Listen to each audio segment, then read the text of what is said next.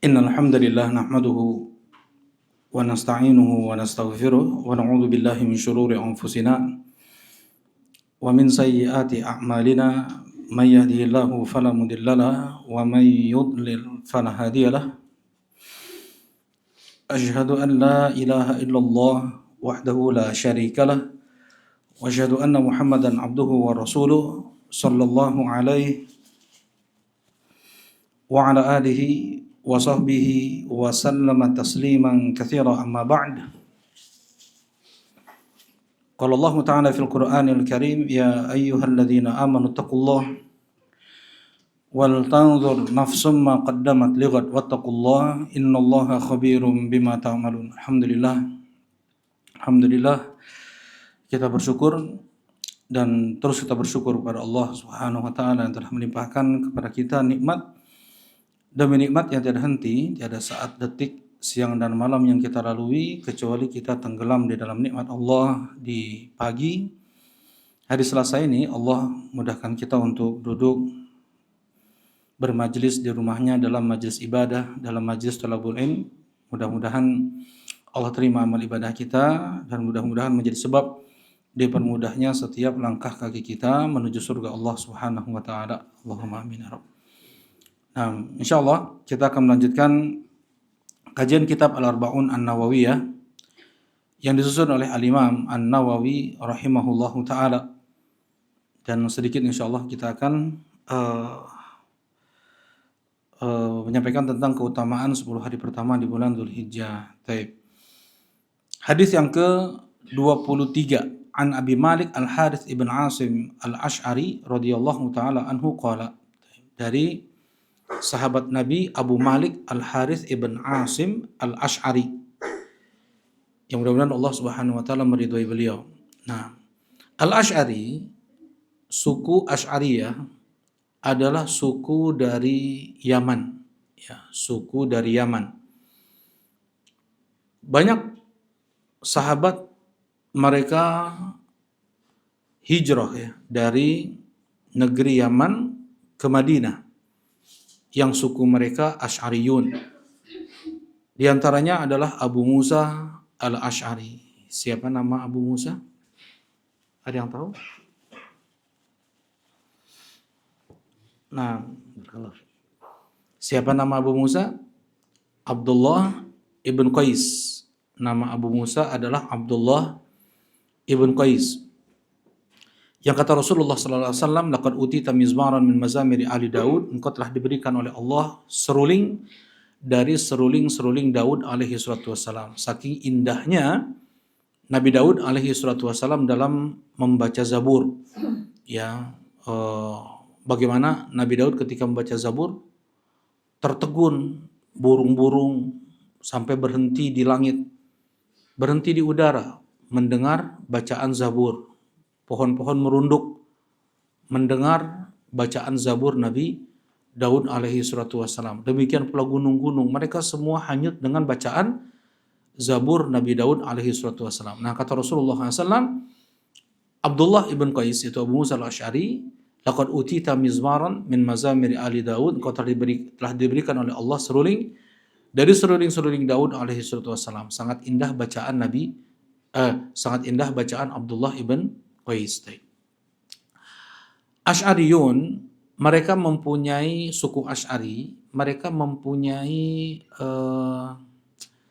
kelebihan ya dibanding suku-suku yang lain, yaitu mereka kalau terkena paceklik, sedang kesusahan, kesulitan, mereka berkumpul. Makan itu bareng terus, nggak ada mereka makan sendiri-sendiri. Mereka mesti makan bareng-bareng. Maksudnya 3 keluarga, 4 keluarga ngumpul, ya, kemudian makan apa yang mereka punya di rumah dibawa, ya, kemudian mereka makan bareng, makan berjamaah, ya, itu diantara sunnah dan berkah, makan berjamaah. Kata Rasulullah SAW, 1 porsi cukup untuk 2 orang, ya, ta'amu wahid yakfi itsnain wa ta'amu itsnain yakfi thalathah atau arba'ah. Ya, 1 porsi makanan nasi padang gitu atau warteg itu cukup untuk 2 orang. Ya. Kemudian 2 porsi, 2 bungkus nasi itu cukup untuk 3 atau 4 orang. Nah, kemudian dikali lipatkan 2. Nah, dan itu berkah, makan berjamaah. Makan berjamaah. Eh, berkahnya Allah turunkan lebih daripada mereka yang makan sendiri. Makan sendirian. Oh, kok saya mah berkahnya mau diambil semua aja. Maka enggak, justru berkah ketika dia makan sendiri lebih kurang daripada kalau dia makan barengan. Ya. Dan banyak sekarang ini orang kurang ini ya, kurang bisa ya makan berjamaah. Makan bareng, satu piring, satu nampan misalnya, tangan ada 2, ada 3. Tapi disitulah berkah ya. Nah, ya paling tidak kita dengan anak istri kita di rumah ya ada setiap hari sekali atau berapa hari sekali lah ada makan berjamaah. Itu bukan memang adat kita, bukan kebiasaan kita.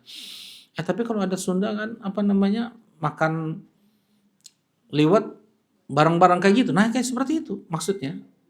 Seperti itu, dipisang kan, daun pisang bareng-bareng makan. Nah, di situ berkah seperti itu, misalnya makan kita dengan anak istri seperti itu terus. Ya, apa maksudnya makanan yang berberkah?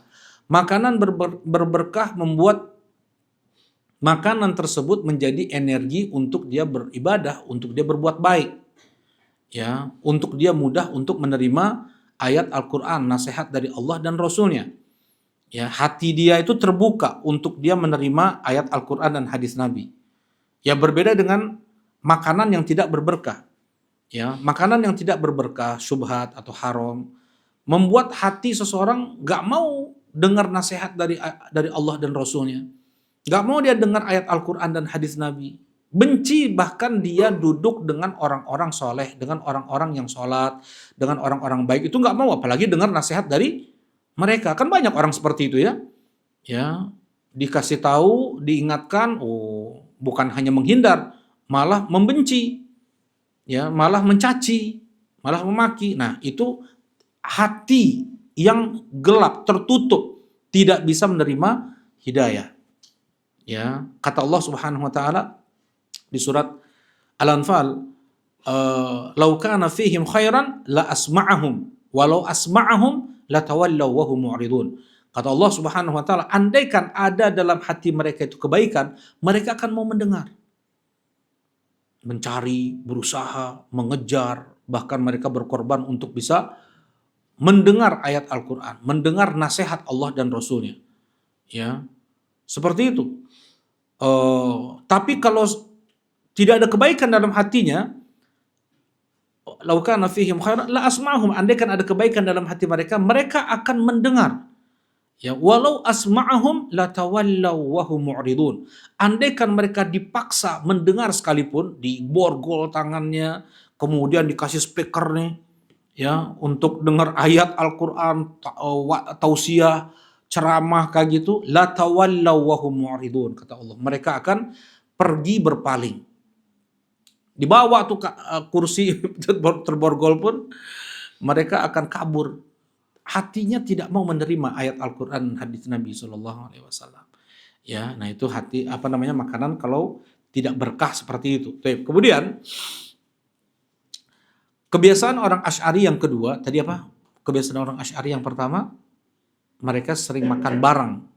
Ya, makan bareng. Yang kedua, mereka di waktu malam rumahnya seperti sarang engang. Apa sarang engang, Bang Felis? Apa sarang engang, Kang Rama? Lebah ya. Nah, jadi seperti sarang lebah. Rumah mereka itu sudah seperti sarang lebah. Maksudnya gimana seperti sarang lebah?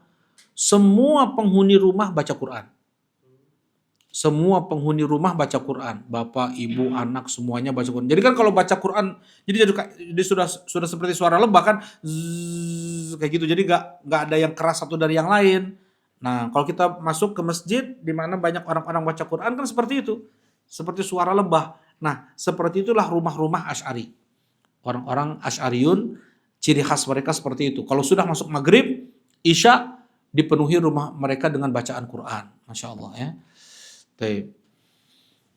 Ini diantara mereka suku Asy'ariyun yang hijrah ke Madinah adalah Abu Malik Al-Harith ibn Asim Al-Asy'ari radhiyallahu taala anhu qala Rasulullah sallallahu alaihi wasallam, berkata Rasulullah sallallahu alaihi wasallam, at-tuhuru syatrul iman. Kata Rasulullah, bersuci itu setengah dari iman. Syatr artinya setengah. Bersuci itu setengah dari iman. Apa maksudnya? Bersuci. Ya. Yang pertama ditafsirkan oleh para ulama adalah membersihkan diri dari segala macam bentuk kotoran-kotoran syirik, kotoran-kotoran kekufuran, kotoran-kotoran kemunafikan, ya, syubhat-syubhat dalam hati. Nah, membersihkannya itu setengah dari iman. Apakah cukup orang dia mengingkari atau dia tidak percaya pada kesyirikan, kekufuran? Apakah cukup dengan itu? Enggak. Dia harus isi hatinya dengan apa? Iman, kekuatan. Yakin dia kepada Allah satu-satunya yang berhak untuk diibadahi. Allah itu ada, Allah itu satu, Allah itu esa, Allah itu sempurna sifat-sifatnya, Allah itu husna nama-namanya. Ya, jadi barulah menjadi satu kesatuan. Setengahnya dia bersihkan dari segala macam bentuk kotoran-kotoran syirik dan kufuran itu, kemunafikan. Ya, setengahnya lagi dia isi dengan kebaikan. Dia isi dengan iman. Ya, jadi at-tuhur syatrul iman, membersihkan hati dari kotoran-kotoran syirik, kekufuran, itu adalah bagian dari iman. Nah, jadi ada namanya apa? Nama kitab, namanya ditulis oleh Imam Syaukani rahimahullah taala atau Sunani. Namanya Tathhir al-i'tiqad, membersihkan keyakinan. Ya, membersihkan keyakinan. Maksudnya dari keyakinan kufur, syirik. Itu perlu dipelajari ya. Nah, Al-Qur'an isinya banyak sekali menerangkan tentang bahaya-bahaya kesyirikan, jenis-jenis kesyirikan. Ya, intinya kita harus berlepas diri dan memurnikan diri dari kesyirikan dan ahli syirik. Ya. Orang dikatakan bertauhid enggak kalau dia mengatakan Allah itu Tuhanku? Dia dikatakan muslim enggak atau bertauhid enggak? Dia yang bilang Allah adalah Robku, Tuhanku, sesembahanku. Muslim enggak yang seperti ini? Ada yang bisa jawab? Ibu-ibu di atas mungkin? Orang yang bilang Allah adalah Robku, Allah adalah sesembahanku, adalah Tuhanku. Apakah dengan pernyataan demikian dia sudah dikatakan Muslim?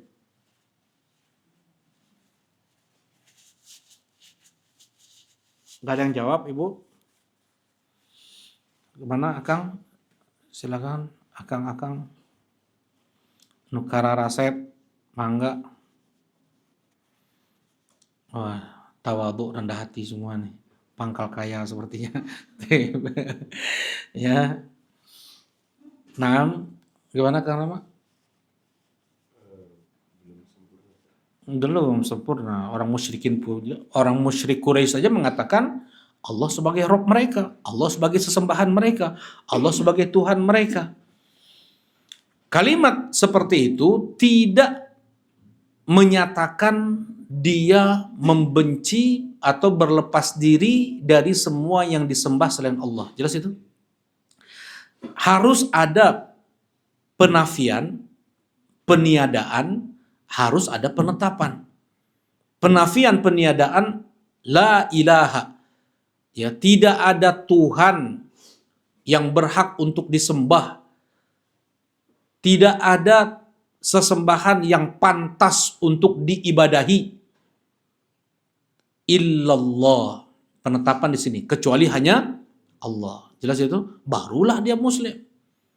Kalau dia mengatakan Allah yang saya sembah, Allah yang saya ibadahi, Allah adalah Tuhan saya, Allah adalah Rabb saya. Dia tidak menafikan di sana ada Tuhan-Tuhan lain selain Allah. Yang lain juga punya Tuhan. Kalau yang saya pilih adalah Allah.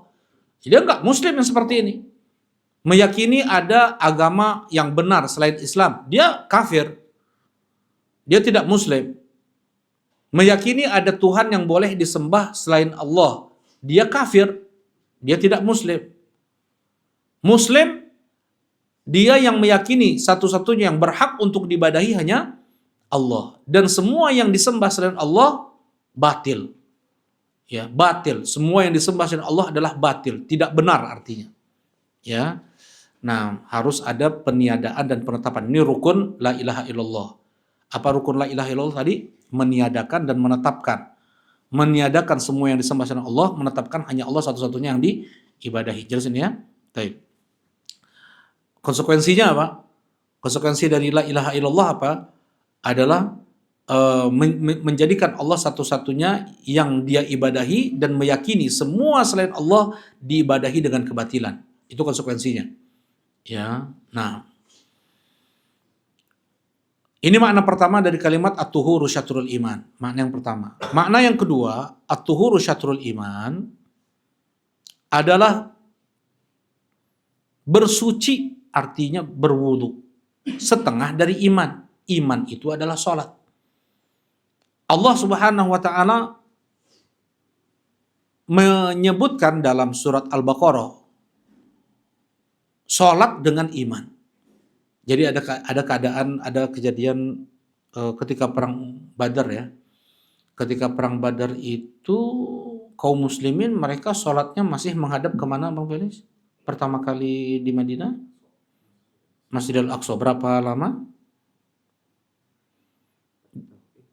4 tahun kelamaan. Enggak, 16 bulan sampai 17 bulan. 16 sampai 17 bulan. Itu kaum muslimin mereka kiblatnya kemana? Ke Masjidil Aqsa. Berarti membelakangi Masjidil Haram. Membelakangi Ka'bah. Karena Madinah itu pertengahan antara Syam dengan Makkah. Ya. Jadi ketika Rasulullah di Makkah, kiblatnya dua. Ka'bah itu dijadikan antara beliau dengan Masjidil Aqsa. Jadi satu garis lurus Ka'bah dan Masjidil Aqsa seperti itu. Kalau di Madinah nggak bisa dibuat seperti itu karena Madinah berada di pertengahan, ya, dan syariat Allah untuk menghadap Masjidil Aqsa. Ya, Rasulullah inginnya kiblat itu kemana? Ke Ka'bah. Tapi syariat ini bukan Nabi yang menentukan. Ya, apalagi kita atuh ya, maksudnya aneh sebagian orang ingin bikin syariat-syariat kumaha urang, ibadah ritual kumaha saena, ya, gimana sedang usumna, gimana keinginan banyak orang. Nggak bisa karena keinginan kebanyak orang, nggak bisa. Ibadah itu gimana Allah. Ibadah itu gimana Allah, bukan gimana Rasulullah juga tuh. Maksudnya Rasulullah SAW beliau berkeinginan sebenarnya untuk menjadikan kiblat itu ke Ka'bah. Tapi karena syariat ini Allah yang menentukan, Allah tetap menetapkan pada saat itu kiblat Masjidil Aqsa. Rasulullah bersabar sampai doa terus, Rasulullah minta terus kepada Allah agar kiblat diubah ke arah Ka'bah, Masjidil Haram. Barulah turun ayat, qad nara taqalluba wajhika fis sama falanuwalliyannaka qiblatan tardaha fawalli wajhaka syatral Masjidil Haram. Kami telah melihat bagaimana engkau tengadahkan wajahmu ya Muhammad, meminta agar diubah arah kiblat sekarang. Hadapkanlah wajahmu ke Masjidil Haram. Dimanapun kalian berada, hadapkanlah wajah kalian ke Masjidil Haram. Itu kata Allah Subhanahu wa ta'ala. Ya, baik. Jadi ibadah bukan kita lihat masyarakat gimana sukanya, ya gitu aja, nggak bisa.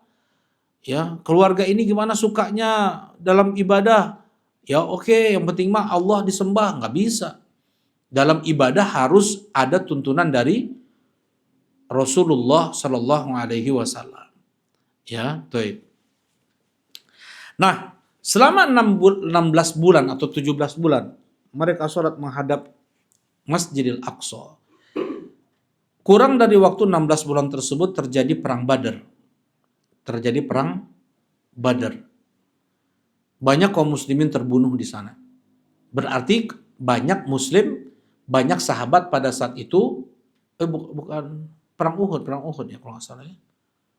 Allah Ustaz lupa nih, Badar atau Uhud ya.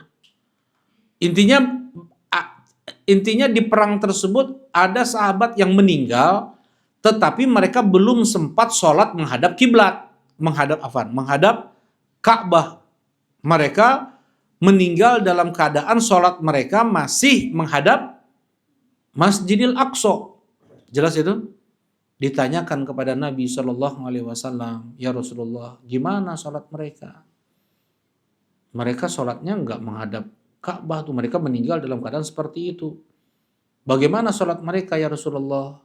Langsung turun ayat menjawab pertanyaan mereka, wa ma kana Allahu liyudhi'a imanakum, dan Allah tidak akan menyia-nyiakan iman kalian. Maksudnya apa di sini iman kalian?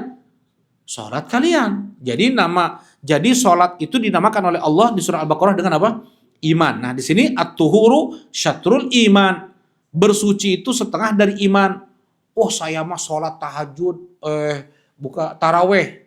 Saya taraweh dari ba'dal isya sampai subuh, dari ba'dal isya sampai subuh, ngan wudu. Kira-kira gimana sholatnya? Tidak wudu. Air ada, dia sehat sanggup untuk pakai air. Boleh tayamum kalau tidak ada air atau tidak mampu untuk menggunakan air, kan begitu? Atau boleh dia tidak tayamum, boleh dia tidak berwudu. Kalau keadaannya seperti apa? Karena ini penting nih karena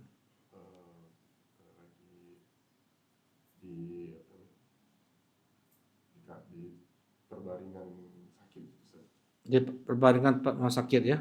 Gimana itu? Berarti nggak ada air, nggak bisa. Oh itu mah udah ulur banget itu mah ya. Nggak bisa menggerakkan tangan.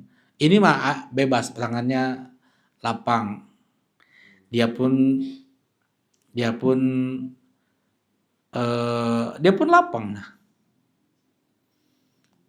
kondisi seperti apa dia boleh tidak berwudu, dia boleh tidak tayamum. Tadi mungkin bisa juga sih seperti itu, bisa juga, betul. Nah, atau Abu Baga kisah sahabat yang dingin itu apa? Dingin. Bisa mati kalau saya. Tayamum itu mah kan ada tanah gitu. Abu Umar tahu keadaan boleh kapan boleh tidak tayamum, kapan boleh tidak wudu. Asalnya kan wudu ya. Kalau nggak bisa wudu kan tayamum kan. Kapan tadi boleh tayamum? Satu di antara dua tadi apa? Kalau nggak ada air. Yang kedua tidak mampu untuk menggunakan air. Nah, kapan? Itu ya takalam Arabian kah? Injilizia. Ketika dia di pesawat, ya betul. Ketika di atas pesawat tidak mengizinkan sebenarnya untuk semua penumpang itu berwudu, itu nggak mengizinkan sebenarnya. Ya, nah pada saat itu boleh untuk dia sholat tanpa wudu, tanpa tayamum. Yang namanya tayamum itu harus pakai debu, harus pakai tanah.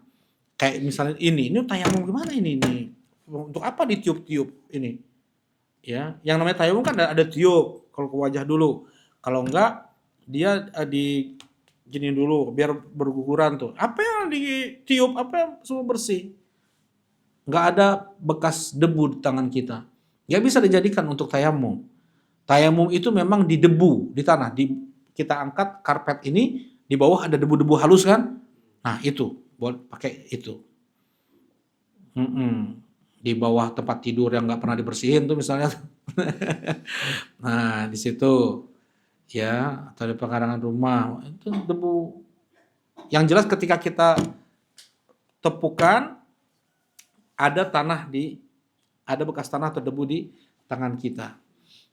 Pesawat mana ada debu kayak gitu? Tepayu pesawatmu, gituan mata. Ya, jadi sholat tanpa wudu, tanpa tayamum. Itu terjadi di zaman Nabi SAW ketika beliau baru ada syariat wudu, belum ada syariat tayamum. Akhirnya Rasulullah SAW sholat tanpa wudhu, tanpa tayamum karena belum ada syariat tayamum. Ya, setelah selesai sholat turun kepada Rasulullah SAW ayat tentang tayamum. Ya, Rasulullah tidak mengulangi lagi sholatnya, sudah sah sholatnya. Jelas itu insya Allah.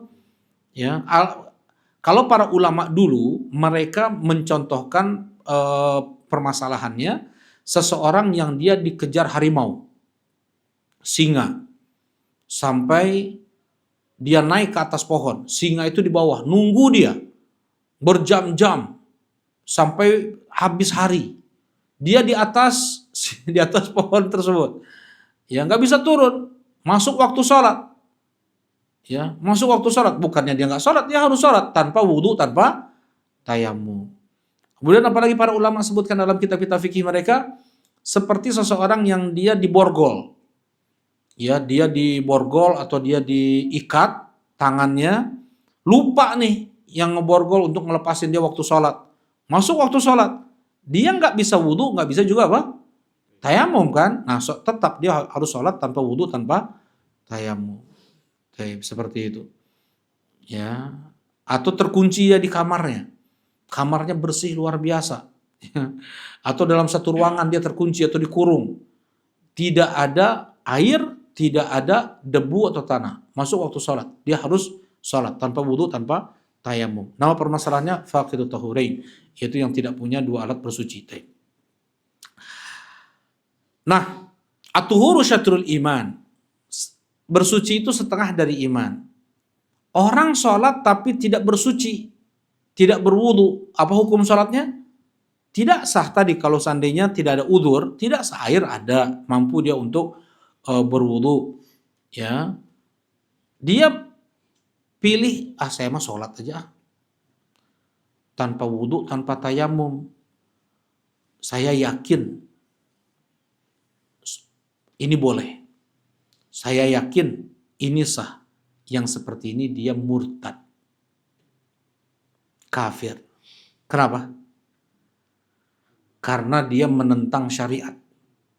Syariat datang, yang sholat itu harus apa? Berwudu. Idza qumtum ila sholati faghsilu wujuhakum. Apabila kalian mau sholat, maka faghsilu wujuhakum. Maksudnya berwudulah kalian. La yaqbalullahu sholata ahadikum idza ahdatha hatta yatawadda. Allah tidak menerima salat salah seorang di antara kalian apabila dia hadas sampai dia berwudu terlebih dahulu. Syarat sah salat apa? Di antara syarat sah salat banyak ya, syarat-syarat sah salat banyak. Apa di antara syarat sah salat? Adalah wudu, bersuci. Nah, dia menghalalkan, dia meyakini bolehnya salat tanpa wudu. Yang seperti ini murtad, dia keluar dari Islam. Karena dia menentang ayat atau ayat dan hadis Nabi SAW tentang syarat atau wajibnya berwudu sebelum sholat. Jelas insya Allah? Tapi kalau dia tidak menghalalkan, malas wudu mah, sholat mah yuk sholat. Tapi saya mah nggak mau wudu. Menurut kamu wudu wajib? Wajib. Malas aja pegang air, sholat aja. Nah ini disebutkan ya permasalahan ini di banyak kitab fikih. Apa yang dilakukan?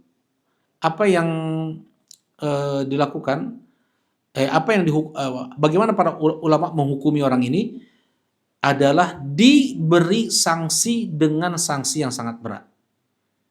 Ya, dia dikurung, dia dipenjara, kemudian dicambuk sampai dia rujuk dari pemikirannya, sampai dia mau untuk sholat pakai dengan berwudu.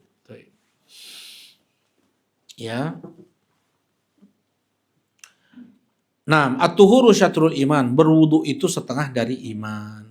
Dengan bersuci, maka sempurnalah sholatnya. Tanpa bersuci, tidak sempurna sholatnya, bahkan tidak sah sholatnya. Seperti itu.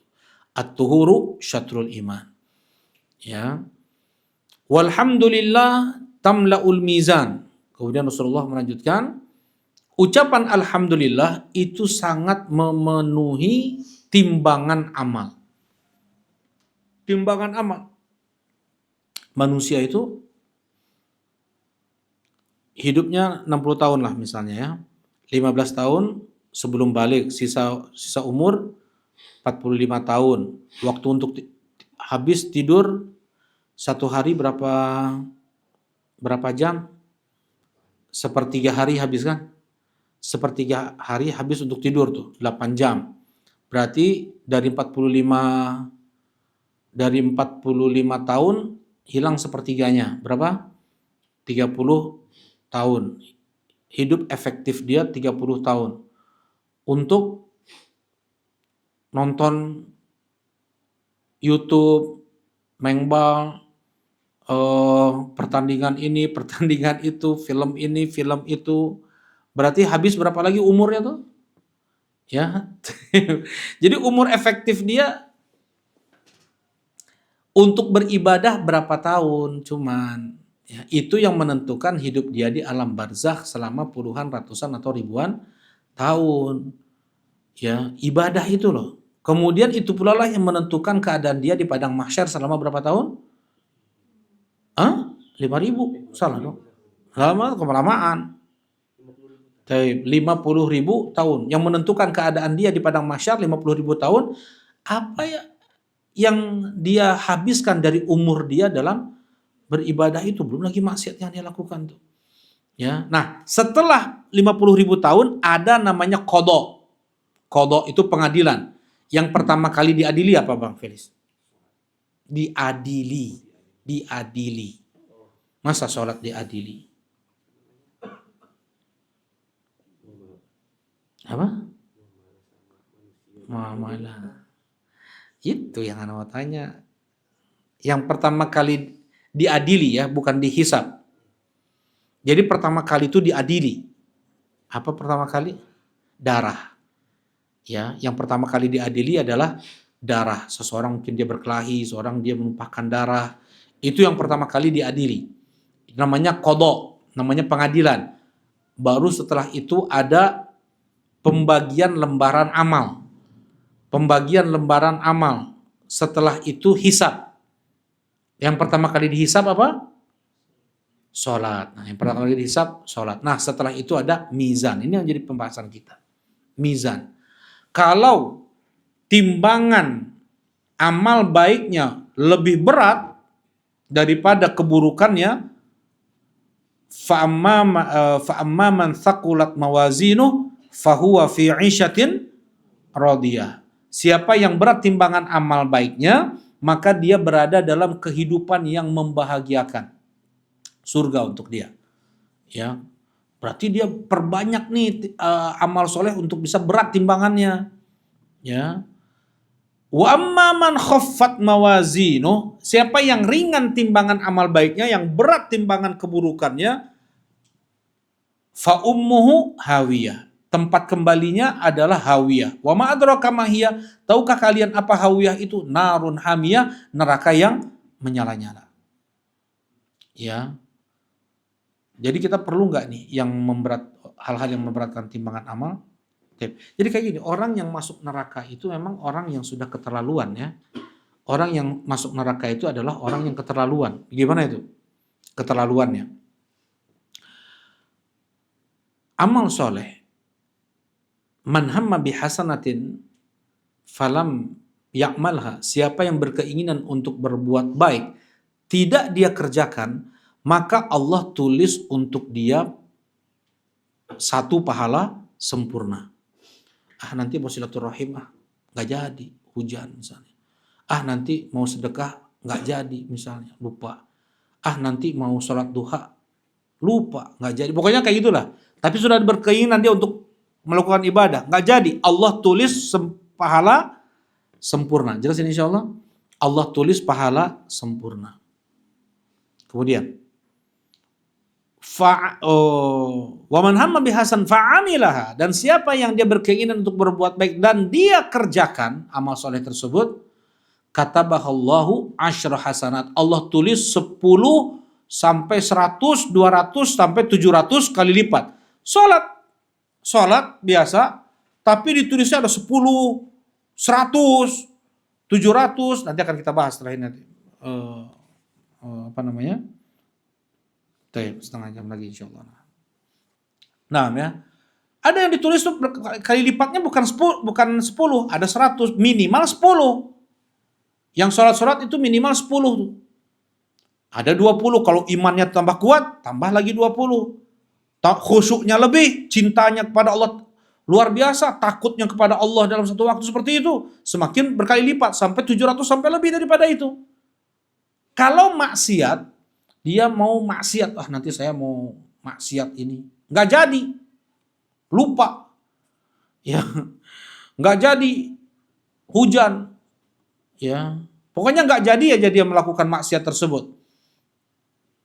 Allah tidak tulis dosa. Kalau dia tidak jadi bermaksiat karena tiba-tiba ingat Allah, takut kepada Allah, Allah tulis justru apa? Pahala. Iya kan? Innama tarakahu li jarra'i. Dia tinggalkan maksiat tersebut karena dia takut kepadaku. Jadi justru dia mau bermaksiat misalnya. Mau judi, selot, selot. Ya. Mau pinjol. Dia mau sebentar lagi mau buat riba, nggak jadi karena takut kepada Allah. Ditulis pahala. Kalau dikerjakan niat buruk maksiatnya itu, Allah tulis berapa? 10 atau 20? 1 cuman. Allah tulis cuman 1. Kalau dikerjakan maksiat itu cuma ditulis 1. Ini maksiat 1. Amal soleh 10, 100, 200 kayak gitu. Apalagi di bulan Ramadan, di hari-hari ini nih, 10 hari pertama di bulan Dzulhijjah, kita kerjakan amal soleh tersebut. Ya, itu meningkatkan, melipat gandakan dan membesarkan pahala. Ingat ya, kalau dosa itu nggak akan mungkin dilipat gandakan. Ya, tapi kalau amal soleh itu dilipat gandakan dan dibesarkan. Ya, ya misalnya kalau contohnya ini aja, hanya sekedar ini aja ya. Misalnya dia beramal soleh dapat 1 kelereng, 10 kelereng kayak gitu. Ya, tapi kalau dikerjakan di 10 hari pertama Dzulhijjah ini atau di bulan Ramadan, bukan kelereng nih, bola basket, ya, toren yang 10 seperti itu besarnya kayak gitu, ya. Nah ini yang ditimbang nanti di amal, di timbangan tersebut. Nah orang yang masuk neraka, dia yang timbangan keburukannya lebih berat daripada kebaikannya. Berarti orang yang sudah keterlaluan sekali. Jelas nggak tuh? Orang yang keterlaluan sekali, yang satu itu mengalahkan yang 10, 100, 200 kalah. Pantaslah dia masuk neraka. Ya, seperti itu. Nah, sekarang kita perlu apa yang dapat memberatkan timbangan amal kita. Jadi kalau berat timbangan kebaikan kita pasti surga. Kalau ringan timbangan amal seseorang itu neraka tuh. Itu pasti neraka. Gimana kalau seimbang? Kalau seimbang, seimbang. Ya, nggak Rama? Allah yang menentukan semuanya, itu Allah yang menentukan. Nah, Abu Ammar tahu? Pernah dengar nggak gimana kalau seandainya sama antara kebaikan dengan keburukannya? Betul, Masya Allah. Enggak, itu betul, itu Al-A'raf. Dialah Ashabul A'raf. Dia ditempatkan dulu antara surga dan neraka. Dia melihat para penghuni surga, dia melihat juga penghuni neraka. Dia melihat, wah, pokoknya ngeri. Itu baca surah Al-A'raf itu. Nah, mereka ini yang timbangannya sama dengan seimbang. Ya, kemudian mereka dengan rahmat Allah dimasukkan ke dalam surga. Ya, tapi mereka tertahan dulu tuh. Nggak langsung masuk, tertahan dulu antara surga dan neraka. Tapi kemudian mereka masuk ke dalam surga Allah Subhanahu wa taala. Baik. Nah, jadi fokus kita diantaranya adalah bagaimana bisa berat timbangan amal kita. Apa usaha kita untuk memberatkan timbangan amal. Ya enggak? Baik. Amal soleh apa sih yang paling dapat memberatkan timbangan? Rasulullah katakan di sini, walhamdulillah tamlaul mizan. Zikir, ucapan alhamdulillah sangat memberatkan timbangan amal. Jadi perbanyak kita untuk mengucapkan alhamdulillah, bukan hanya dengan lisan, dalam hati juga. Allah Subhanahu wa taala terpuji, alhamdu, alif lam pada alhamdu mencakup segala macam bentuk hamdu. Hamdu itu adalah pujian yang disertai dengan pengagungan dan kecintaan. Seseorang ketika mengucapkan alhamdulillah itu nggak boleh hanya dengan lisan saja, tapi harus dia dalam hatinya mengagungkan Allah, mencintai Allah. Itu kalimat alhamdu, maknanya ucapan dengan lisan yang disertai dengan pengagungan dan kecintaan. Kalau seseorang hanya memuji dengan lisan saja tanpa ada pengagungan dan kecintaan, itu namanya al-madhu. Misalnya seorang bertanding, lawan tandingnya itu jago sprintnya, jago. Dia bilang, oh itu jago lari, sprintnya jago. Dia muji nggak? Muji kan? Tapi dia mencintai lawannya nggak? Enggak. Itu namanya madhu. Tapi kalau alhamdu, dia harus memuji disertai dengan apa? Dengan mengagungkan dan mencintai Allah Subhanahu wa taala. Baik. Segala macam bentuk pujian yang disertai dengan pengaguan itu lillah, alhamdulillah, hanya khusus milik Allah. Itu maknanya. Jadi boleh nggak alhamdu untuk Nabi Muhammad? Nggak boleh. Untuk orang tua nggak boleh. Alhamdulillah kaya walidi misalnya. Segala puji untuk wahai ayahanda, wahai bunda misalnya. Boleh nggak? Nggak boleh. Alhamdulillah kaya ustadi misalnya. Segala puji bagimu wahai guruku. Boleh nggak? Nggak boleh.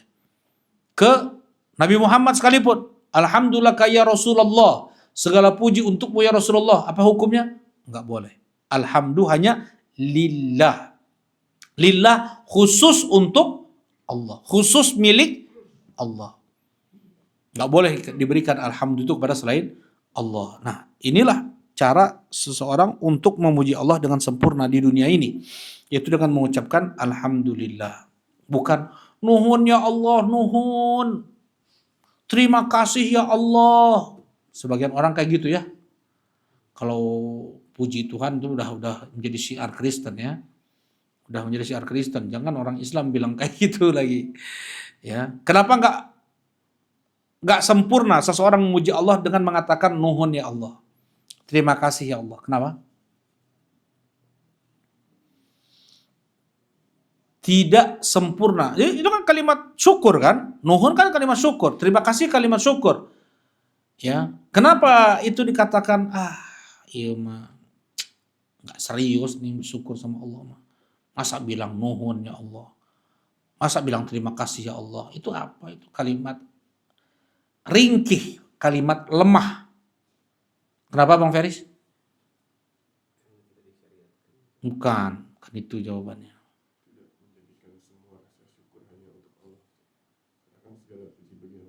Ya, betul. Ada keterbatasan. Apalagi? Betul. Bisa jadi itu. Nah, iya sama jawabannya. Berarti bukan. Maka terima kasih ya Allah itu kita boleh ucapkan kepada makhluk. Itu boleh kita ucapkan kepada siapa aja kan? Kepada siapa aja, anak kita. Ya, kita boleh itu kita ucapkan kepada teman kita. Bahkan orang kafir yang berbuat baik kepada kita, boleh nggak kita ucapkan terima kasih? Nuhun, boleh kan? Nuhun, terima kasih. Boleh. Ya enggak? Ya, tetapi kalimat alhamdulillah setingkat Rasulullah saja nggak boleh kita ucapkan kepada beliau. Ya, nah, jadi maksudnya itu kalimat yang lemah. Kalimat nuhun terima kasih itu kalimat syukur yang lemah. Maksudnya kalau itu diberikan untuk Allah itu sangat lemah. Tapi kalau untuk sesama makhluk itu sudah cukup. Ya, tapi kalau untuk Allah itu sangat lemah. Ya, harus kalimat alhamdulillah. Alhamdulillah. Dan Allah Subhanahu wa taala terpuji. Biasanya orang-orang bilang alhamdulillah karena apa? Nikmat biasanya ya, dapat nikmat baru bilang alhamdulillah. Ya, dapat sehat, alhamdulillah. Selamat, alhamdulillah. Menang, alhamdulillah. Kamari menang eleh. menang kalah. Menang, alhamdulillah. Eleh, wa innalillah. Baik. Biasanya mereka manusia itu mengucapkan alhamdulillah ketika dapat nikmat saja, dan itu sangat apa ya? Sangat tidak layak. Maksudnya Allah itu terpuji bukan karena hanya limpahan nikmatnya saja yang Allah berikan kepada alam semesta atau hamba-hambanya. Allah itu terpuji karena kesempurnaan yang ada pada Allah. Kesempurnaan yang ada pada Allah seperti nama-namanya yang husna, sifat-sifatnya yang ulia, perbuatan, ketetapan syariat hukumnya yang tidak ada celah. Ya. Itu Allah terpuji. Dengan kesempurnaan zatnya. Kita ucapkan alhamdulillah karena Allah itu ahad. Kita ucapkan alhamdulillah karena Allah itu as-samad. Kita ucapkan alhamdulillah karena Allah itu lam yalid walam yulad. Kita ucapkan alhamdulillah karena Allah itu walam yakul lahu kufuwan ahad. Kita ucapkan alhamdulillah karena kesempurnaan Allah. Allah berfirman, wa qulil hamdulillah alladzi lam yattakhidh walada wa lam yakul lahu syarikun fil mulk. Ucapkanlah oleh kalian alhamdulillah. Kenapa? Karena Allah tidak punya anak, karena Allah tidak mengambil anak, dan tidak ada sekutu Tuhan lain dalam kerajaan Allah. Itu kata Allah. Qul, ucapkan, perintah dari Allah. Ucapkan alhamdulillah itu apa? Karena Allah itu esa, lam yalid walam yulad. Karena Allah itu esa dalam kerajaan yang gak ada sekutu bagi Allah. Ucapkan oleh kalian itu alhamdulillah. Ya. Kemudian ucapkan alhamdulillah, kenapa coba? Ketika Allah membinasakan orang-orang zalim. Faquti adabiral ladzina kafaru walhamdulillah. Kata Allah Subhanahu wa taala, dan Allah Subhanahu wa taala patahkan ya makar orang-orang kafir, ya Allah binasakan mereka, dan alhamdulillah. Allah memuji dirinya dengan Allah menimpakan bencana, siksa, azab untuk kaum Nabi Nuh, kaum Nabi Hud, kaum Saleh, kaum Syuaib, kaum Lut, Fir'aun. Allah binasakan seperti itu. Allah ucapkan kepada dirinya alhamdulillah. Ya, jelas ini insyaallah ya. Ya, jadi kita nggak putus-putus kalau kayak gitu untuk mengucapkan apa? Alhamdulillah. Terus kita ucapkan alhamdulillah, alhamdulillah, alhamdulillah, alhamdulillah. Apalagi di kerjaan-kerjaan yang itu tidak membutuhkan fokus pikiran lebih ya. Masih kita tong salah di ngitung. Ngitung harusnya 10 jadi berapa gitu ya. Jadi dia bisa di sela kerjaan aktivitas dia ucapkan alhamdulillah, alhamdulillah, karena itu memberatkan timbangan amal dia. Berat timbangan amalnya. Berat timbangan amalnya pasti surga. Walhamdulillah tamlaul mizan. Ucapan alhamdulillah sangat memenuhi timbangan amal baik seseorang. Full. Dengan apa? Zikir alhamdulillah. Baik. Nah, dia yang kita bahas insyaallah tentang keutamaan juga 10 hari pertama Dzulhijjah, ya kita mengucapkan alhamdulillah atas anugerah yang Allah berikan pula kepada kita sampainya kita di tanggal kedua tanggal 2 bulan Dzulhijjah. Ya, baik. Wa rabbuka yakhluqu ma yasha wa yakhtar. Dan Rabbmu dia yang mencipta. Apa yang dia kehendaki, Rabbmu pula dia yang memilih mana di antara hamba-hambanya, makhluknya yang Allah muliakan lebih daripada yang lain. Seperti misalnya masjid ini. Lebih Allah muliakan daripada tempat-tempat lain walaupun berbatasan dinding rumah. Kalau kita sholat di rumah tersebut cuma satu tuh. Kalau kita sholat di sini berapa? Berapa? 25 sampai 27 kali lipat. 25 sampai 27 kali lipat. Kalau di Masjidil Haram 100.000. Di Masjid Nabawi 1.000. Di Masjidil Aqsa 500. Di masjid mana lagi yang beda? Ada. Masjid Kuba. Apa itu? Apa keutamaannya? Abu Ammar lah, Abu Ammar nih. Ini tugas Abu Ammar nih. Ya, lupa Abu Ammar. Ya, apa keutamaannya? Lupa juga Bang Felis.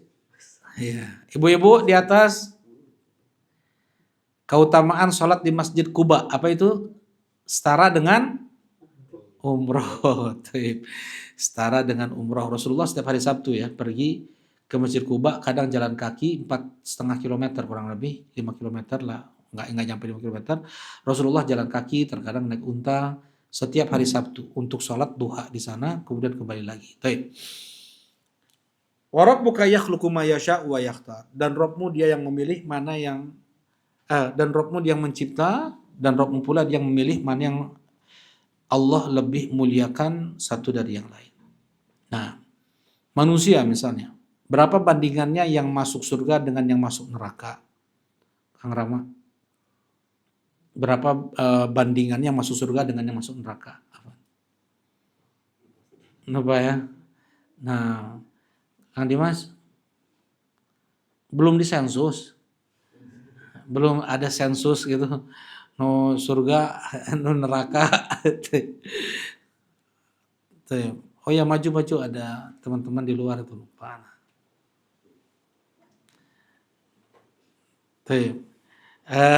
Mas Ferry sudah juga ada gak sabar jawabnya. Nah, Abu Ammar tahu gak? 1:900. Masya Allah, jazakallah khair. Dari 1.000, 1 yang masuk surga. 999-nya masuk neraka. Hadis Qudsi. Allah berbicara kepada Nabi Adam di Sahih Muslim ya. Ya Adam, keluarkan rombongan neraka. Apa itu rombongan neraka ya Allah? Dari 1.999 di neraka. 1 yang masuk surga coba. 1:1000. Sekarang berapa jumlah penghuni bumi? 8 miliar lah. Belum sampai sebenarnya. Kemudian berapa orang Islamnya? 1,6, 1,7, 1,8 miliar. Berarti 1:4. Kata Rasulullah 1:999. Kan gitu. Ya. 1 orang Islam, 999 orang kafir. Wa rabbuka yakhluqu ma yasha' wa yakhtar. Dan Rabbmu dia yang mencipta, dia pula yang memilih. Dari satu orang Islam itu Allah pilih yang menjadi nabinya berapa? Berapa Bang Felis? Jumlah nabi. Nabi Bang Felis. Kan lupa Bang Felis. Lupa Bang Felis.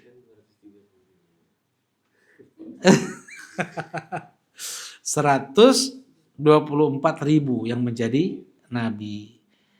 Ya, kok banyak ya? Seperti itu datang riwayat, ada yang menghasankan riwayat tersebut, yang mendhaifkan. Dari 124.000 nabi, Allah pilih 313 atau 315-nya yang menjadi rasul. Itu hadis yang sahih. Berarti ada nabi yang bukan rasul. Siapa itu? Ibu-ibu di atas mangga, yang nabi bukan rasul. Siapa?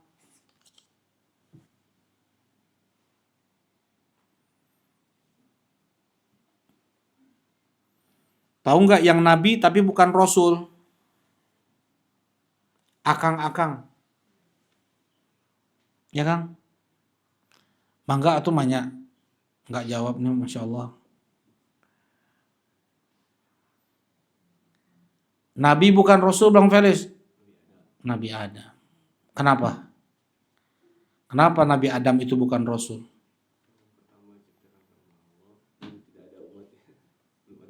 Nah, salah Bang Felis. Bukan itu pendalilannya. Ini udah ada yang kasih tahu Kang Kemarin sana? Udah ya. Nah. Eh, karena Rasul pertama Allah siapa?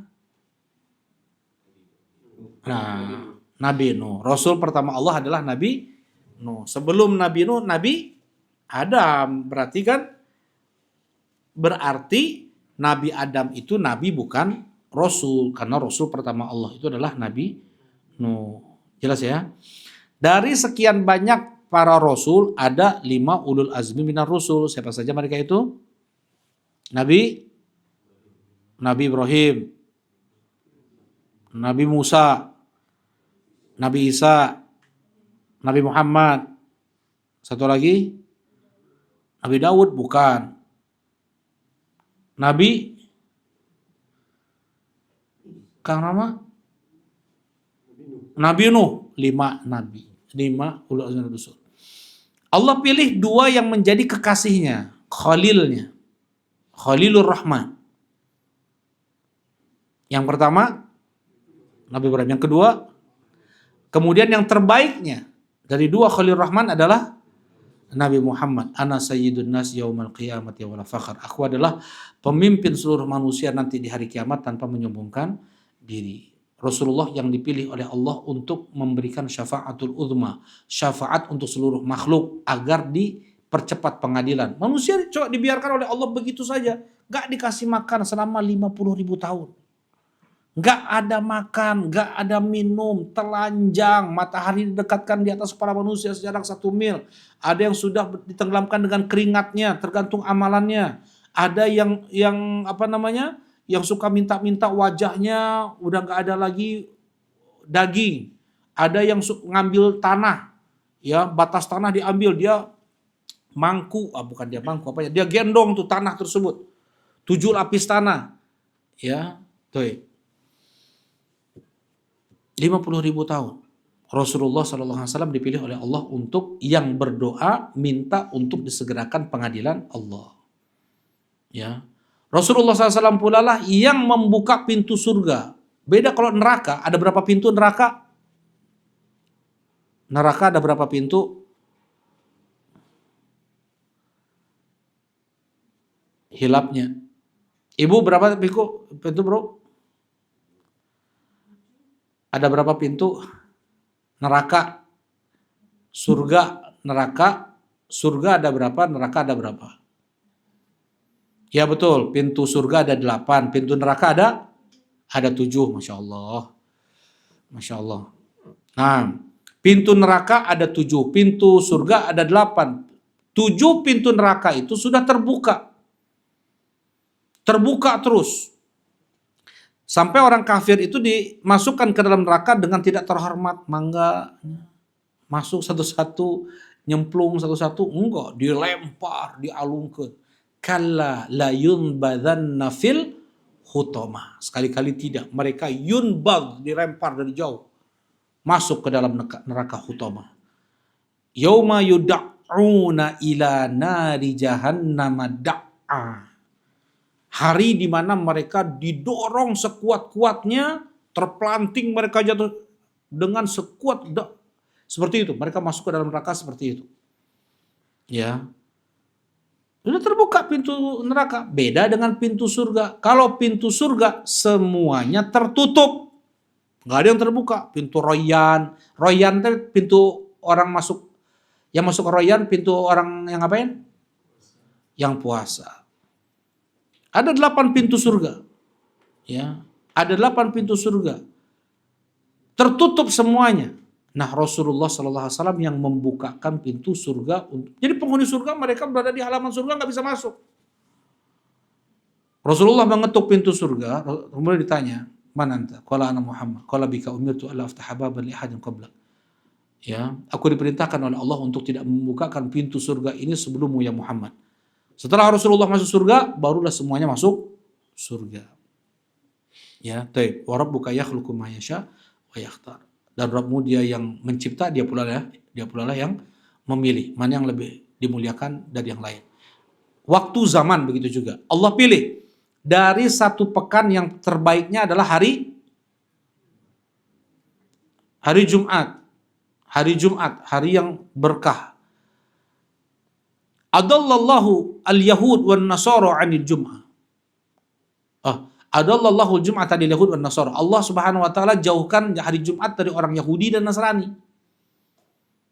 Mereka umat-umat terdahulu. Allah nggak kasih hari Jumat untuk mereka. Kita ini umat terakhir, tapi kita umat yang memimpin mereka orang Yahudi dan Nasrani. Bagaimana itu? Memimpin bagaimana? Di dunia, hari rayanya kita duluan. Ya, orang Yahudi hari apa? Sabtu. Orang Kristen Ahad, Minggu. Orang Islam Jumat. Kita mendahului mereka. Di akhirat pun gitu juga. Mereka kan umat lebih dulu daripada kita kan, Nabi Musa, Nabi Isa kan gitu. Tapi kita umat yang pertama kali dihisap oleh Allah Subhanahu wa taala. Yang pertama kali diadili, yang pertama kali masuk surga, seperti itu. Nah, wa rabbuka yakhluqu ma yasha'u wa yakhtar. Dari 1 tahun ada 1 malam yang itu lebih afdol daripada yang lain. Malam apa namanya? Lailatul Qadar. Lebih baik daripada 1000 bulan. Ada 1 hari yang paling afdol dalam 1 tahun. Hari apa namanya? Hari afdol, hari Arafah. A'zam, yang paling agung. Hari apa Bang Felis? Apa? Iya betul. Tadi Bang Felis bilang yang paling afdol kan? Yang paling afdol betul hari Arafah. Ada yang paling agung. Yaumun Nahar. Masya Allah. Jazakallah khair. Afdalul ayyam yaum Arafah. Wa'adhamul ayyam yaumun Nahar. Seutama-utama hari itu hari Arafah. Seagung-agung hari itu hari Nahar. Apa Nahar? Apa hari Nahar? Hari berkurban, hari menyembelih. Jazakallah khair. Tanggal 10 Dzulhijjah. Allah bersumpah, wasyaf'i wal watar. Demi hari genap tanggal 10, ganjil tanggal 9. Allah bersumpah dengan 2 hari ini, saking agungnya di sisi Allah Subhanahu wa taala. Kemudian dalam 1 tahun ada 12 bulan. Inna iddatash syuhur indallahi 12 syahran fi kitabillah. Ya, sesungguhnya jumlah bulan di sisi Allah ada 12 bulan. Jumlah 12 bulan Allah itu apa saja? Karena Muharram, Safar, Rabiul Awal, Rabiul Akhir, Jumadil Ula, Jumadil Akhirah, Rajab, Sya'ban. Waduh. Enggak puasa kita. Ramadan. Syawal, Dzulqa'dah, Dzulhijjah. Iya. Dari 12 bulan Allah tersebut ada 4 bulan Allah yang haram. Apa saja itu? Dzulqa'dah, Dzulhijjah, Muharram, Rajab. Rasulullah tafsirkan salat mutawaliyat, 3 bulan berturut-turut. Dzulqa'dah 2 hari yang lalu ya, itu Dzulqa'dah ditinggalkan. Sekarang ini kita Dzulhijjah, nanti akan masuk Muharram. Ya. Kemudian bulan Rajab.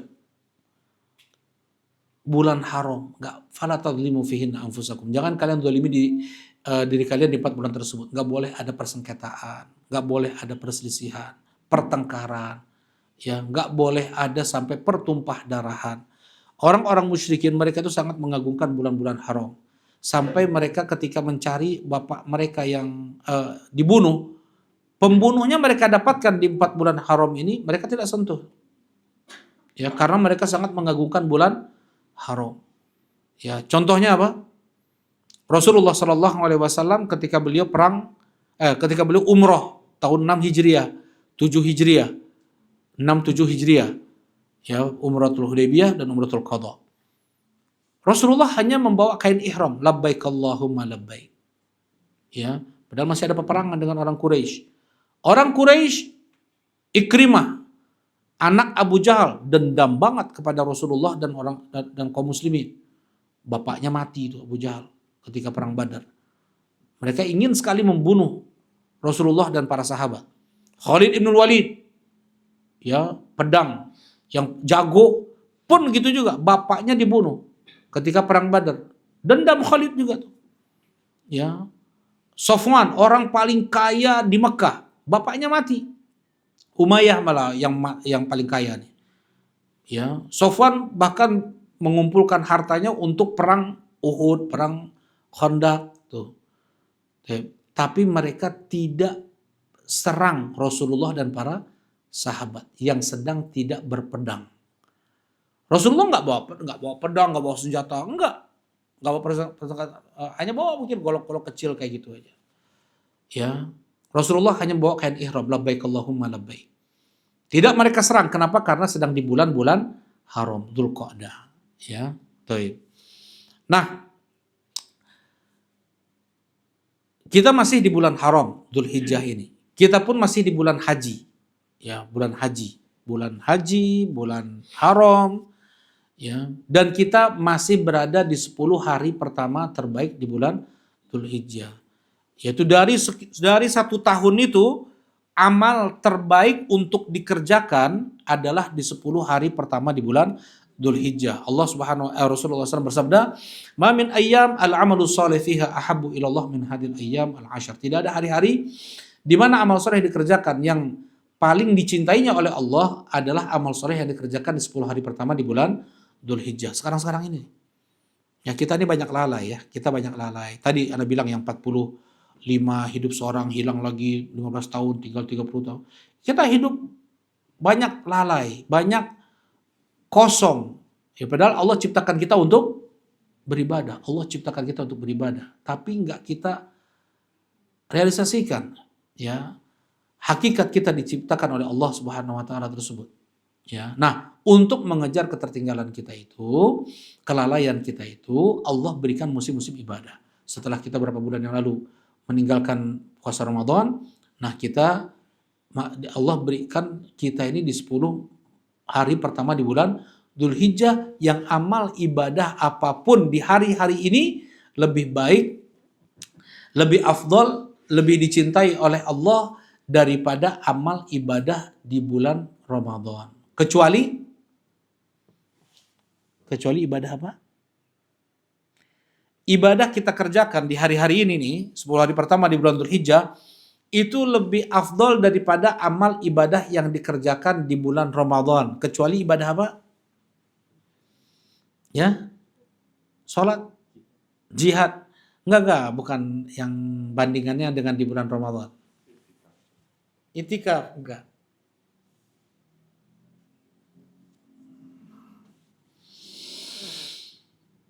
Wah, pas waktunya nih udah lewat. Ya. Bukan waktu, Anda nggak tanya waktu. Tanya amal.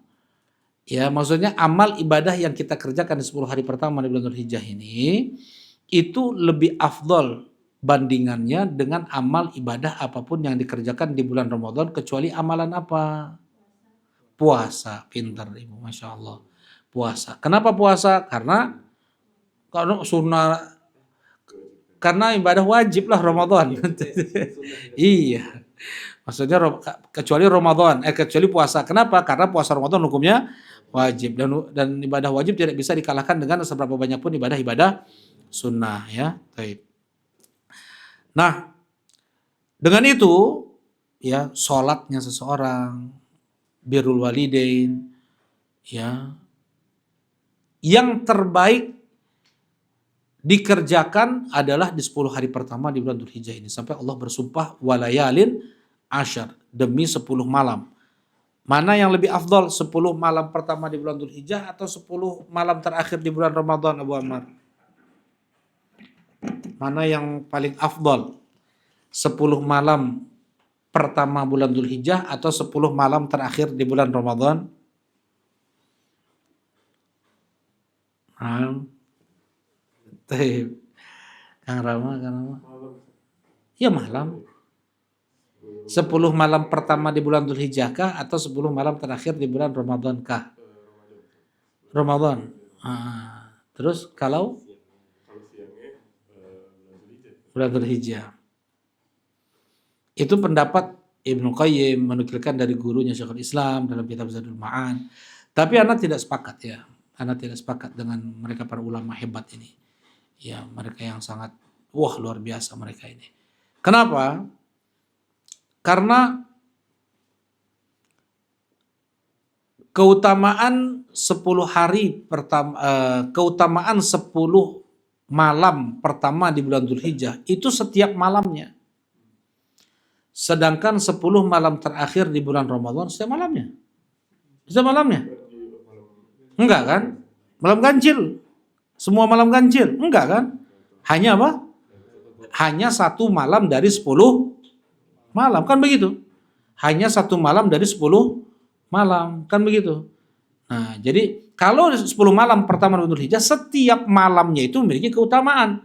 Tapi kalau 10 malam terakhir bulan Ramadan, hanya satu dari 10 malam itu yang ada keutamaannya. Karena itu 10 malam pertama di bulan Dhul Hijjah lebih afdal daripada 10 malam terakhir di bulan Ramadan, kecuali yang di sana ada malam Lailatul Qadarnya. Bahkan bisa jadi satu malam di malam pertama di bulan Dhul Hijjah itu lebih afdal daripada malam Lailatul Qadar. Kenapa? Karena malam Lailatul Qadar diberi batasan oleh Allah khairun min alfi syahr, lebih baik daripada 1000 bulan. Sedangkan untuk malam-malam Dzul Hijjah, 10 malam pertama di Dzul Hijjah, 10 hari pertama di Dzul Hijjah, tidak ada batasan. Amalan terbaik yang paling dicintai oleh Allah, yang paling afdal di sisi Allah, yang paling suci di sisi Allah, yang paling agung di sisi Allah adalah amalan yang dikerjakan 10 hari pertama di bulan Dzul Hijjah. Enggak ada batasannya. Jelas ya? Nah, jadi perbanyak ya. Orang-orang lalai coba. Banyak kaum muslimin itu lalai. Mereka nggak tahu tentang keistimewaan hari ini. Banyak ya orang-orang Islam luar biasa ya. Mereka di bulan Ramadan kita lihat semangat ibadah, menahan diri untuk bermaksiat. Luar biasa seperti itu. Kita lihat memang. Tapi yang demikian tidak kita rasakan di 10 hari pertama di bulan Dzul Hijjah ini. Enggak kita lihat itu. Padahal keutamaan beramal di 10 hari pertama di bulan Dzul Hijjah ini lebih afdol daripada beramal di bulan Ramadan, kecuali tadi amalan apa tadi? Puasanya. Ya berarti selain puasanya lah, apa selain puasanya? Di bulan Dzul Hijjah ini, baik sholat 5 waktunya, berbakti kepada kedua orang tua, silaturahim, ya, kemudian menjenguk orang sakit, berzikir, baca Quran, sedekah, ya, apapun ibadah al-amal, ma min ayyam al-amal. Al-amal di sini alif lam lil jins untuk untuk menunjukkan jenis. Jadi semua jenis amal apapun ya paling dicintai oleh Allah ya adalah amal soleh yang dikerjakan di 10 hari pertama di bulan Dzul Hijjah. Qalu walal jihad ya Rasulullah, sekalipun jihad ya Rasulullah, sekalipun jihad. Sekalipun jihad. Kita kalau diseru untuk jihad, belum tentu kita penuhi seruan jihad itu. Ya, belum tentu. Nah, orang yang pergi berjihad itu memang orang yang luar biasa ya, kekuatan imannya luar biasa. Baik. Illa rajulun kharaja bi nafsihi wa malihi wa lam yarji min dzalika bi syai', kecuali seseorang yang dia keluar dengan jiwa, raga dan hartanya dan tidak kembali kepada keluarganya satupun. Baru mujahid seperti itu lebih afdol daripada mereka yang hanya baca Quran, sholat di masjid, ya, kemudian apa namanya, yang melakukan amal soleh apapun lah. Apa sih amal soleh terbaik? Tadi sudah ada contoh sedikit, sudah Anda sampaikan tadi sedikit. Amal soleh terbaik itu adalah ketika Rasulullah ditanya, ayyul amali afdal ya Rasulullah? Amalan apa yang paling afdal ya Rasulullah? Rasulullah menjawab, as-salatu ala waktiha. Salat pada waktunya. Afdalul amal. Amalan apa yang paling afdal ya Rasulullah? Itu mah paling dicintai. Amalan apa yang paling afdal ya Rasulullah? Imanun billahi wa rasulihi. Iman kepada Allah dan Rasulnya. Jadi iman kita, keyakinan kita kepada Allah, ya, kita sangat cinta kepada Allah, sangat takut kepada Allah, sangat bertawakal kepada Allah. Itu adalah amalan yang paling baik. Kenapa kok dikatakan iman itu amalan yang terbaik? Kenapa? Ada yang tahu nggak jawabannya? Karena amal soleh apapun dikerjakan dengan kekuatan iman, itulah yang menggandakan dan mengkali lipatkannya. Abu Bakar As-Siddiq radhiyallahu taala anhu, apakah beliau menjadi afdal daripada para sahabat yang lain karena lebih banyak sholat beliau, Kang Halim? Puasa beliau? Tapi karena sesuatu yang ada di dalam hati Abu Bakar, kekuatan iman Abu Bakar yang menjadikan pahala Abu Bakar tadi yang 700, 1000. Itu kan sholat di belakang Rasulullah sama, puasa sunnah sama, sedekah sama, ya, kemudian birrul walidain yang lain sama semua, baca Quran sama. Apa yang membedakan kok bisa pahala Abu Bakar itu lebih banyak daripada sahabat yang lain? Karena Abu Bakar ketika sholat ibadahnya itu kekuatan imannya berbeda dengan para sahabat yang lain. Coba Abu Bakar ya. Rasulullah pernah menceritakan seperti ini.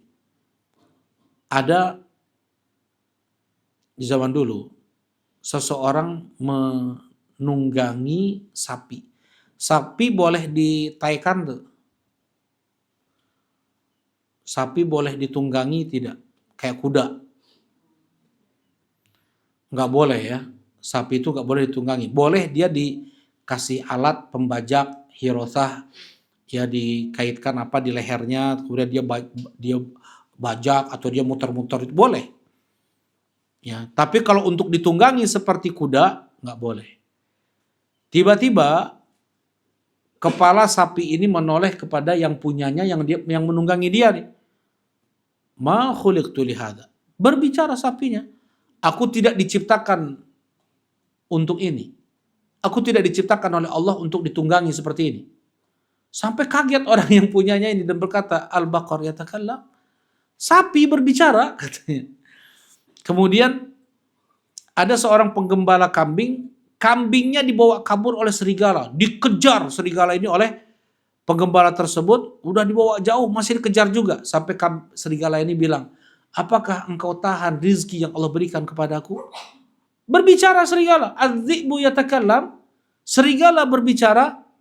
Apa kata Rasulullah? Demi Allah, aku beriman, aku imani, aku percayai kisah ini, demikian pula Abu Bakar dan Umar. Abu Bakar dan Umar gak ada di majelis itu. Tapi kalau seandainya sekali aja disampaikan ini, itu datang dari Rasulullah SAW, mereka langsung apa? Imani, mereka langsung percayai. Nah, sehebat itulah kekuatan iman Abu Bakar. Isra Mi'raj, wah itu bukan main itu. Goyang sebagian iman sahabat itu dengan kisah Isra Mi'rajnya Rasulullah SAW. Disebarkan oleh Abu Jahal. Masa Muhammad katanya pergi ke Masjidil Aqsa dalam satu malam pulang pergi. Perjalanan biasa 1 bulan berangkat, 1 bulan pulang. Ini 1 malam pulang pergi. Ya, pas dibilang ke Abu Bakar oleh Abu Jahal, kata Abu Bakar, andaikan kawanku mengatakan seperti itu, ya, maka aku benarkan dia dan aku malah lebih membenarkannya lebih daripada itu. Apa itu? Turun kepadanya wahyu pagi dan sore. Pagi dan sore. Ya. Maksudnya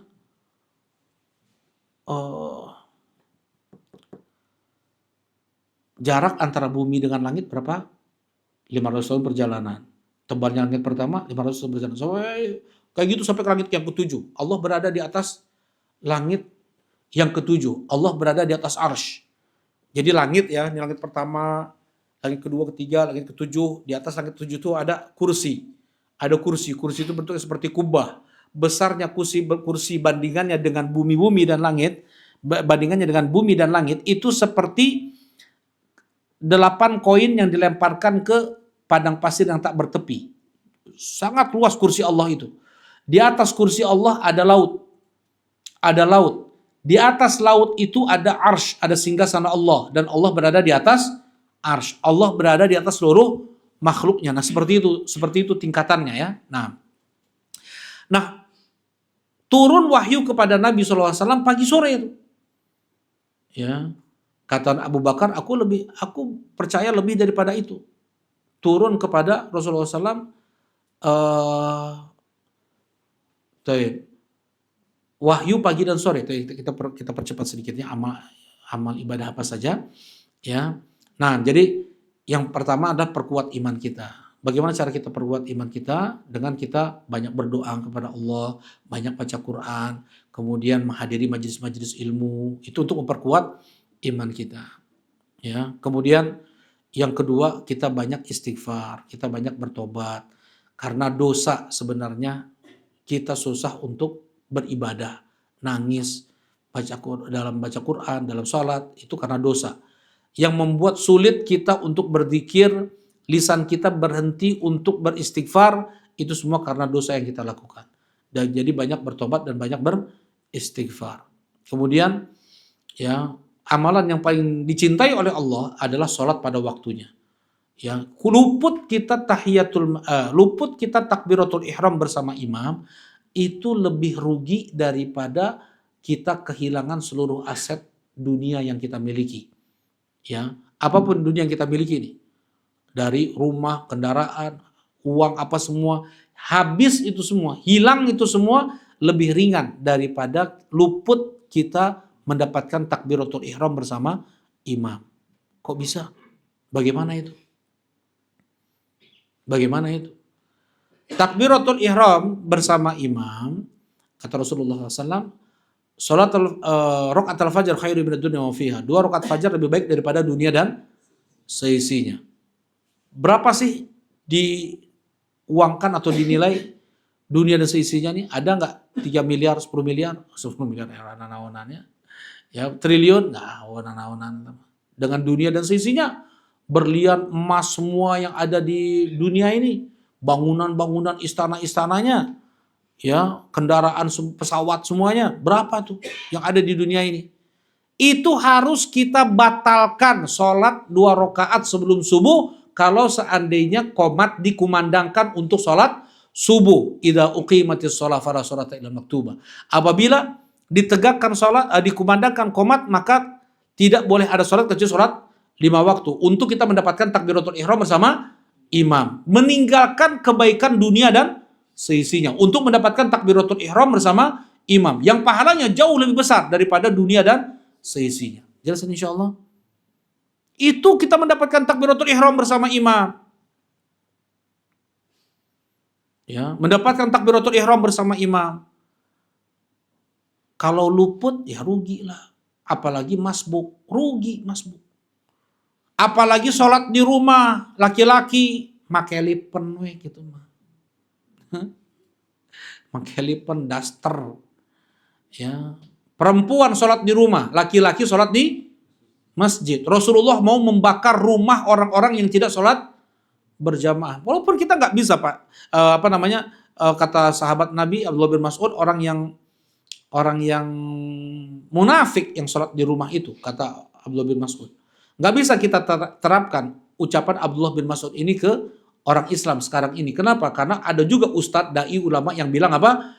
Sholat di masjid itu, berjamaah di masjid hukumnya sunnah. Kan ya, ada yang bilang fardu kifayah. Kan begitu. Tapi belum pernah Rasulullah, sekalipun sholat di rumah, kalau nggak udur sakit banget gitu ya, Rasulullah sakit-sakit meriang-meriang dikit mah ke masjid tetap. Capek-capek, secapek apapun Rasulullah tetap ke masjid sholat. Secapek apapun Rasulullah sholat ke masjid. Ya, nggak pernah Rasulullah karena ngaso lah Abu Bakar antumnya jadi imamnya. Sekali aja Rasulullah seperti itu, pernah nggak? Sekali aja Rasulullah seperti itu. Khulafa Rasyidin, Abu Bakar, Umar, Utsman, pernah nggak sekali aja nggak sholat berjamaah? Nggak pernah.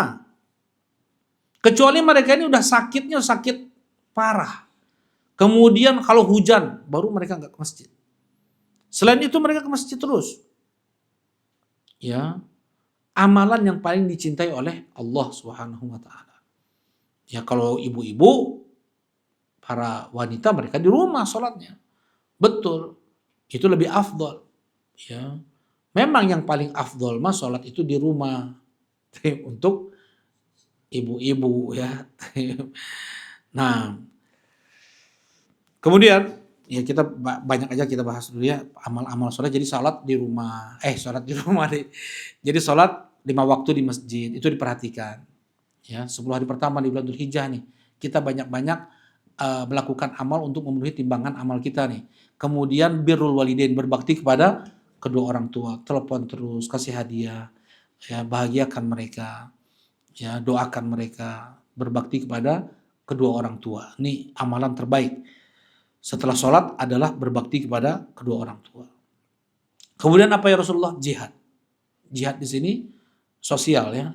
Sekarang ini bisa kita beramar ma'ruf wa nahyu anil munkar, berdakwah, ya jihad dengan harta kita, kita bersedekah, ya kita membantu atau mencari orang susah, kita bantu mereka.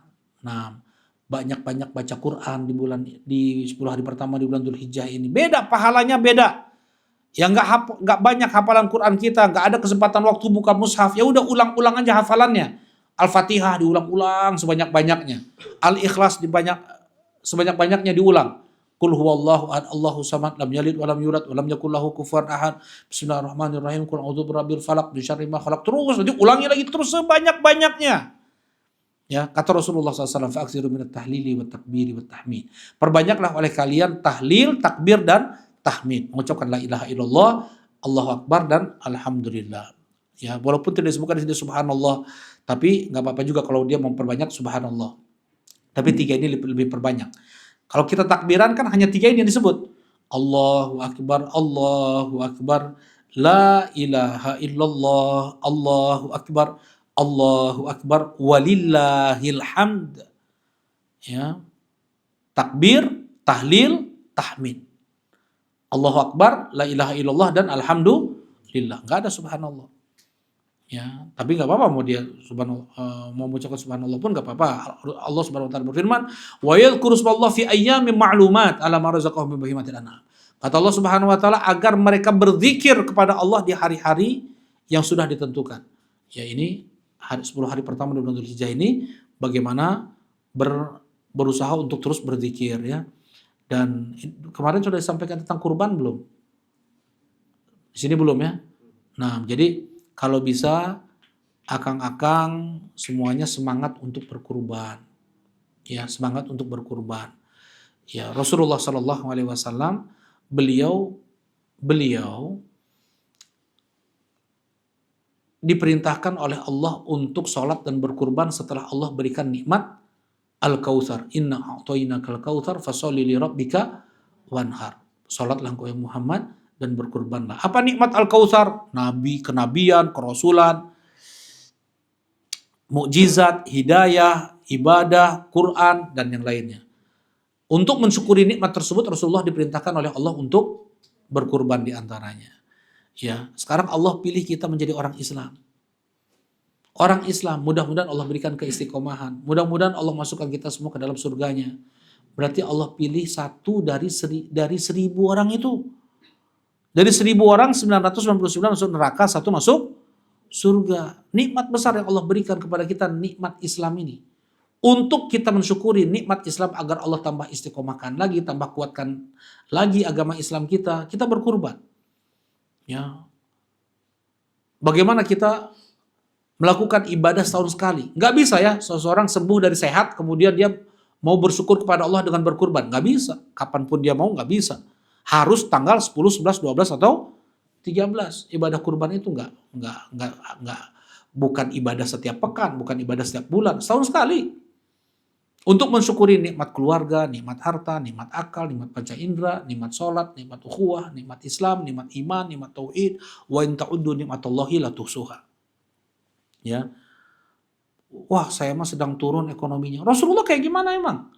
Rasulullah 2 bulan berturut-turut beliau hanya makan kurma dan air putih. Pernah ada yang seperti itu?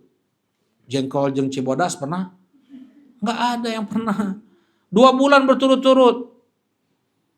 Ya, Rasulullah SAW belum pernah kenyang selama 3 hari berturut-turut. 3 hari ini kenyang, besok kenyangnya lagi. Nggak pernah Rasulullah SAW. Mesti ada, dalam 3 hari itu mesti ada laparnya Rasulullah SAW. Ya. Rasulullah SAW terkadang menyelipkan 3 kerikil di lipatan sarung beliau untuk menahan lapar. Rasulullah SAW terkadang bertanya kepada istri beliau, ada sarapan nggak pagi ini? Nggak ada. Kalau gitu puasa. Itu Rasulullah. Tapi kalau untuk berkurban, Rasulullah dohan Nabi SAW bikabsyaini akranain amlahaini akranain. Rasulullah SAW berkurban dengan 2 ekor domba besar bertanduk besar. Sabaraan ya? Berapa? 7 jutaan ya, bahkan sampai 10 juta.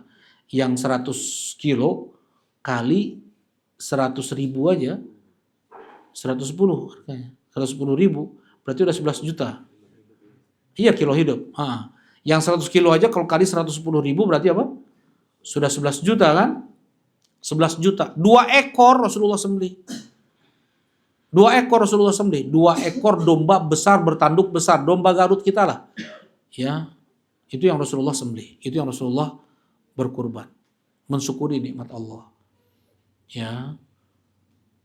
Tapi kan sekarang ekonomi sedang turun, pendapatan sedang berkurang. Kata Rasulullah SAW, ini Rasulullah udah kasih tahu juga nih. Ya, kata Rasulullah SAW, udah lewat. Kata Rasulullah SAW, la tadbahu illa musinna. Jangan kalian berkurban kecuali yang sudah cukup umur.